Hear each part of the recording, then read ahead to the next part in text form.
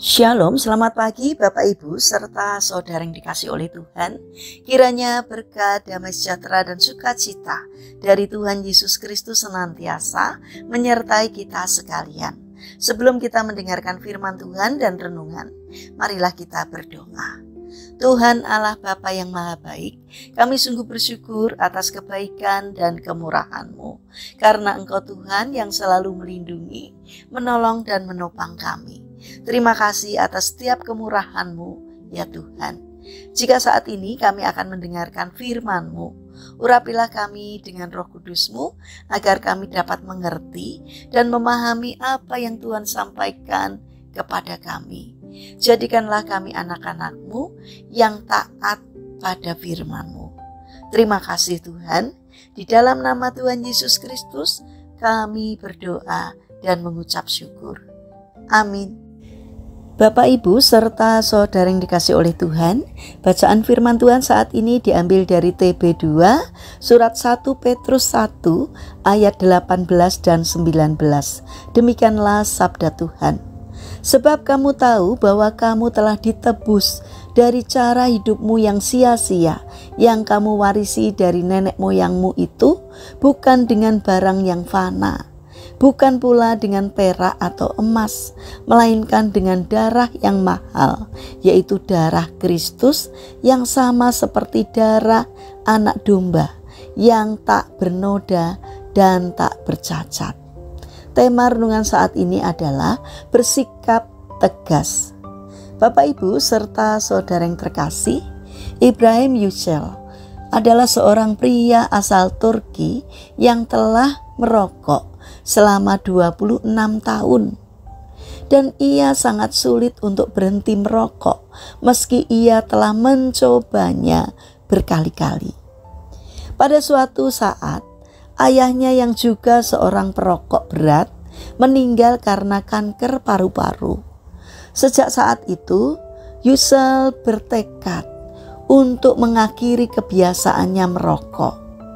Yücel kemudian memutuskan untuk berhenti merokok dengan cara yang tidak biasa.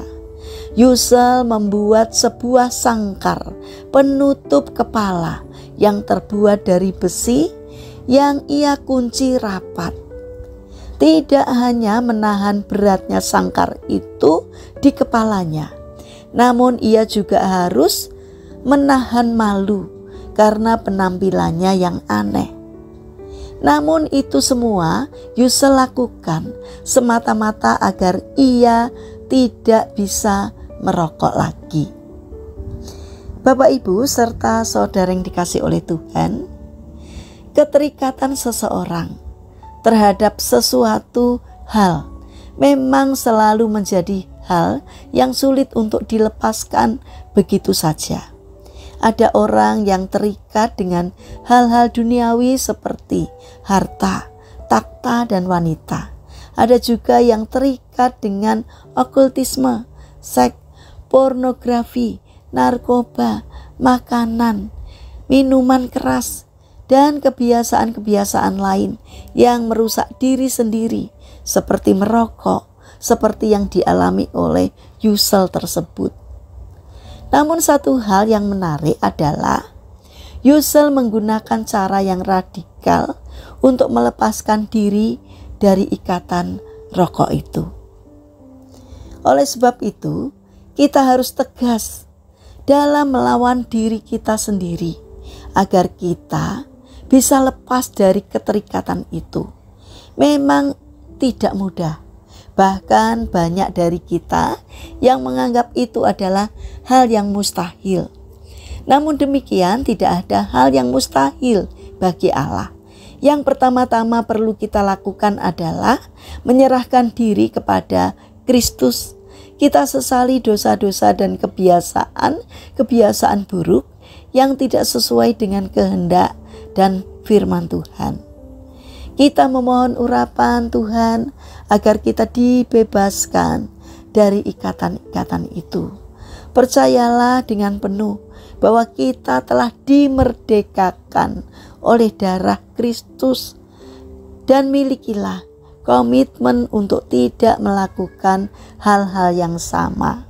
Allah akan memberikan kita hati yang baru untuk memulai kehidupan yang lebih baik lagi. Tegaslah pada diri sendiri, lepaskan ikatan itu, maka jiwa kita akan selamat.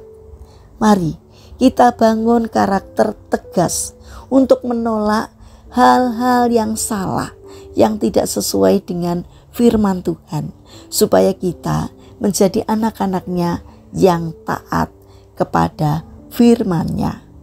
Mari kita berdoa. Tuhan Yesus yang Maha Baik, penuhilah kami dengan kuasa Roh Kudus-Mu, agar kami mampu melepaskan semua ikatan-ikatan negatif yang tidak berkenan kepadamu, agar diri kami terbebas sehingga kami dapat mengikutimu dengan hati yang bebas dari segala hal yang membinasakan kami. Bapa yang Maha Baik, kami berdoa bagi mereka yang terbaring sakit.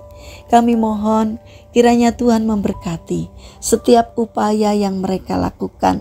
Kiranya Tuhan juga berkenan untuk menjamah dan menyembuhkannya. Bapa yang Maha Baik, kami ingin menyerahkan setiap rencana dan aktivitas kami hari ini kepadamu.